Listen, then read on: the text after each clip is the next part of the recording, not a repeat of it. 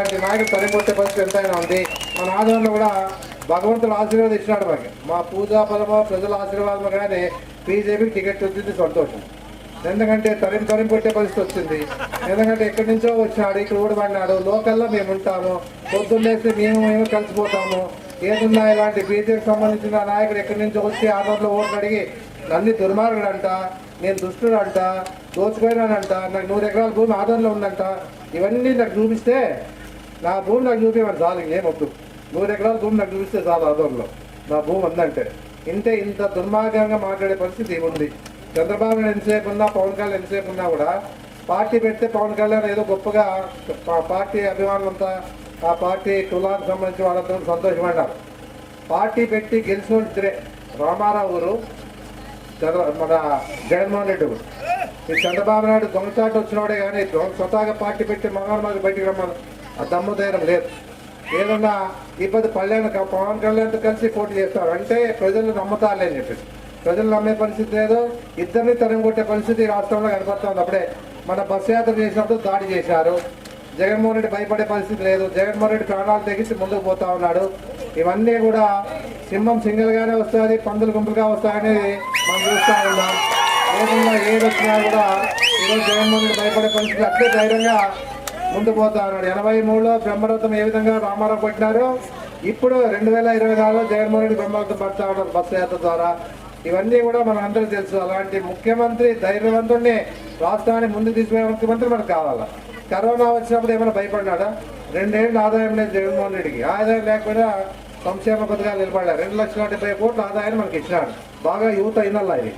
గతంలో కూడా 5 ఏళ్ల పరిపాలన రాష్ట్రం విడిపోయిన తర్వాత ఇదే బడ్జెట్ చంద్రబాబు నాయుడు ఏం చేశాడో తెలియదు. ఒక సాయం అందించినా ఊరికి రూపాయి దానం చేయలే, ఊరికి ఏం సంక్షేమ పథకాలు అందేలే. మళ్ళీ ఆ రోజులో 2,70,70,000 కోట్లు ఏం చేసినాడు? చేసి పోయింది అప్పు చేసినాడు. మళ్ళా జగన్మోహన్ రెడ్డి అప్పు తీరుస్తూ, జగన్మోహన్ రెడ్డి ఈ రాష్ట్రాన్ని సంక్షేమ పథకాలు ఇస్తూ అభివృద్ధిలో భాగంగా ముందుకు పోతూ 13 లక్షల కోట్లు పెట్టుబడులు పెట్టించి రాష్ట్రాన్ని ఇంకా ముందుకు తీసుకోవాలని చెప్పేసి ఆలోచనతో జగన్మోహన్ రెడ్డి ఆదాయాన్ని పెంచుకునే ప్రయత్నం చేసే పరిస్థితిలో జగన్మోహన్ రెడ్డి ఉన్నాడు. ఇలాంటివన్నీ కూడా తెలియదు మీకు చాలా మందికి. అందుకే యువతకి బాగా ఆలోచించాలని చెప్తాను.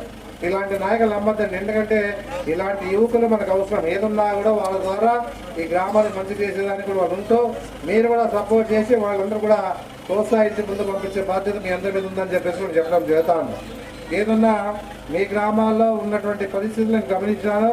ఈసారి ఖచ్చితంగా మొదటి జగన్మోహన్ రెడ్డి మొదటిసారి వాలంటీర్ల మీద పెడితే మా ధ్యాస ఈ నీళ్ళ మీద పెట్టా అని చెప్పేసి నేను అందరూ గమనిస్తాను. ఏదన్నా నా డబ్బే పెట్టి అంటే వచ్చిన పని చేయకపోతే మన డబ్బు పెట్టి మన డబ్బుతోనే ఈ అభివృద్ధి నీటి సమస్య తీర్చా అని చెప్పేసి కూడా నేను చెప్పడం జరుగుతూ ఉంది. ఏదన్నా మీరు మీ సహకారం, మీ తోడు ఇక్కడ Jaganmohan Reddy BC SC ST minority ప్రాంతానికి వచ్చింది. ఈరోజు బాగా గుర్తింపు వచ్చింది. అదే చంద్రబాబు నాయుడు బీసీలని వాడుకోయినాడు. బీసీ ఎస్సీ ఎస్టీ అని మాట్లాడినాడు. ఇప్పుడు జగన్మోహన్ నా బీసీ, నా ఎస్సీ, నా ఎస్టీ, నా మైనార్టీ అని చెప్తా ఉన్నాడంటే ఈరోజు 50% రిజర్వేషన్, మహిళలకి సమానత్వం తీసుకొస్తా ఉన్నాడు. అందరికీ అన్ని వర్గాల వారు కూడా ఈరోజు పెద్దల కళలు కన్నారు. అంబేద్కర్ గారు కలగన్నా, పెద్దల పూలే గారు కలగన్నా ఈరోజు ఒకటే బీసీ 70% రిజర్వేషన్ కల్పించి మంత్రివర్గంలో ఇచ్చాడు. ఈరోజు మళ్ళీ 200 సీట్లు, 20 సీట్లు ఎంపీలు, 170 సీట్లు మన ఎమ్మెల్యేలు. దీంట్లో 100 సీట్లు బీసీ ఎస్సీ మైనార్టీలకు ఇచ్చినాం. 7 మందికి మైనార్టీలకు ఇచ్చినాం. బీసీలకి దాదాపుగా మిగతా సీట్లన్నీ ఇవన్నీ విధంగా ఈరోజు పరిపాలన జరుగుతుంది. కాబట్టి ఏదన్నా మీ అందరి సహకారము జగన్మోహన్ రెడ్డికి ఇస్తూ ఆయన ముఖ్యమంత్రిగా చూస్తే మీ ఊరిని అన్ని విధాలుగా నా బాధ్యత అని చెప్పేసి చెప్తూ మీ అందరూ కూడా చెప్తా. 2 ఓట్లు ఫ్యాన్ ఉంటే నిద్ర వస్తుంది. ఫ్యాన్ లేకపోతే నిద్ర రాదు. సైకిల్ తొక్కితే ఆయాసం, హార్ట్ అటాక్ వస్తుంది. గ్లాస్ ఉంటే మందు కొట్టే పడికి వస్తుంది.